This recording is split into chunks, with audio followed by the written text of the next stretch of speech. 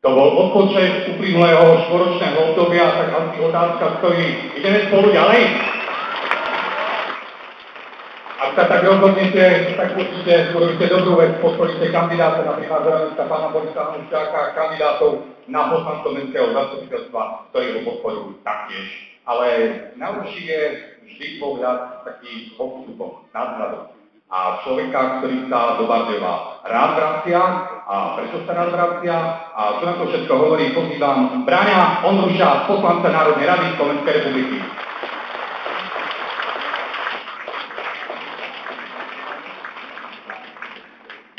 Takže najskôr dobrý večer. Toto je tvoj mikrofón, toto je môj mikrofón. Takže Braňo, chodíš do Bardejova rád, chodíš často a prečo?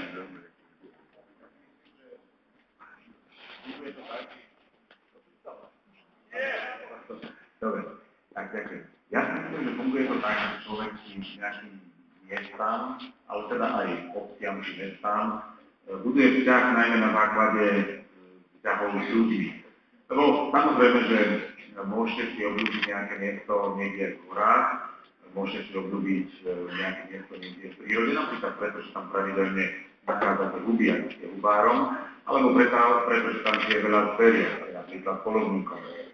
Ale vzťah k mestu si väčšinou človek naozaj buduje prostredníctvom vzťahu k ľuďom. No a ja tu v Bardejove, samozrejme vrátane toho, že samotné mesto je veľmi krásne, som už pred mnohými a mnohými rokmi poznal niekoľkých ľudí, ktorými som si veľmi rýchlo vytvoril blízky osobný vzťah, ktorým som sa veľmi rýchlo stal priateľmi. No a vďaka nim som poznával ďalších a zistil som, že tu v Bardejove žije obrovská skupina ľudí, s ktorými veľmi dobre vychádzam, s ktorými som sa stal priateľom a tie priateľstvá si udržiavame dodnes. No a samozrejme, že pomedzi týchto ľudí práve tým najzácnejším priateľom bez toho, aby som sa chcel kohokoľvek dotknúť, ale predsa len je práve váš primátor Boris Hanuščák. A ja už mám jednu obligátornú otázku. Meral si dnes cez celé Slovensko, aby si prišiel na toto stretnutie a aby si podporil túto kandidatúru. Takže jednoducho, prečo? No, skutočne musím povedať, že naozaj ja som dnes ešte ráno sa venoval svojim povinnostiam po svojom meste a napriek tomu, že ja sám teda kandidujem na post mestského poslanca, túto pozíciu vykonávam už 4 roky, ale v neporovnateľne menšom meste, ako je to vaše, tak som jednoducho skrátil tie svoje predvolebné povinnosti, aby som stihol prísť sem dnes do Bardejova. Dôvod je veľmi jednoduchý. Už som povedal, že s Borisom, ale aj s viacerými kandidátmi na poslancov za vašu koalíciu ma viažú dlhoročné priateľské vzťahy a to bol predsa len ten najdôležitejší dôvod, pre ktorý som chcel buď byť tu dnes s vami a pre ktorý som chcel osobne vyjadriť podporu Borisovi pri kandidatúre na post primátora a ostatným pri kandidatúre na posty poslancov. Ale priznám sa, že nie je to len takýto osobný vzťah, ktorý ma vedie k tomu, aby som podporoval týchto ľudí. Nie náhodou som na začiatku tejto odpovede spomenul, že sám som poslancom mestského zastupiteľstva. Chcem tým povedať, že veľmi dobre viem, čo to je komunálna politika. Viem veľmi dobre, čo to je viesť mesto.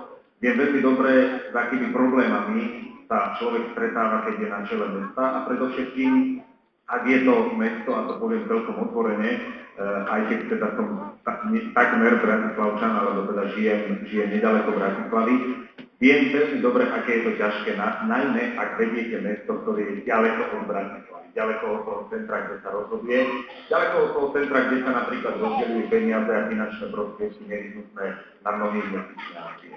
A práve to je pre mňa takým dosť silným motivom byť tu dnes a zdôrazniť, že Bardejov má na svojom čele človeka, ktorý dokáže zvládať práve takéto neľahké úlohy. Pretože ja mám pocit, že chodím do Bardejova pomerne často. Dokonca úprimne povedané, ja mám pocit, že som tu už v podstate doma.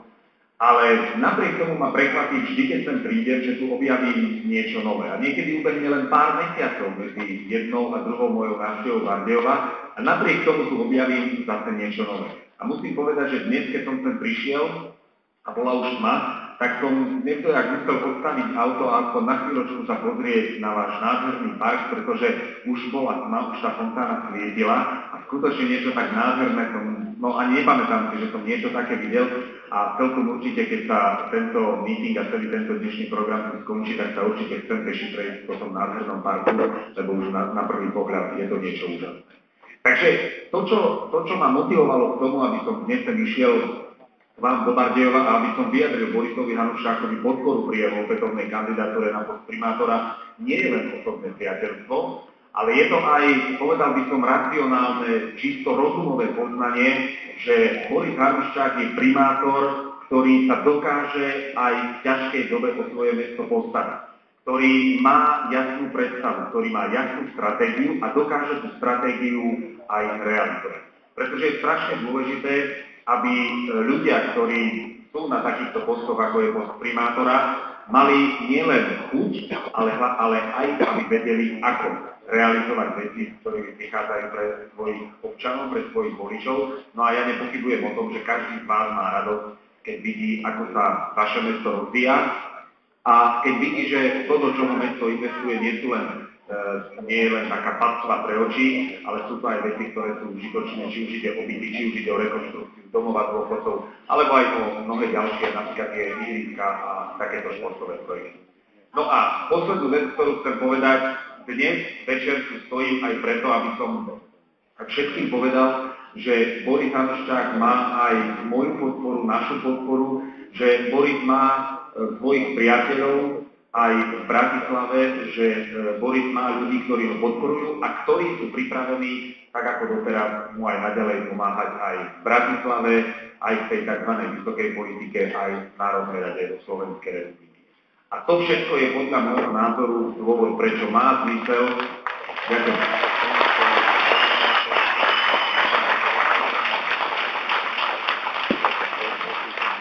To všetko je podľa mňa dôvod, prečo má zmysel dať Borisovi Hanuščákovi i ďalším kandidátom na posty poslancov, ktorí ho podporujú budúcu sobotu hlas. Takže posledné, čo chcem povedať, je, že ja budúci týždeň v sobotu budem Borisovi držať palce. Ale vy všetci, ktorí ste tu, u vás nestačí, aby ste len držali palce.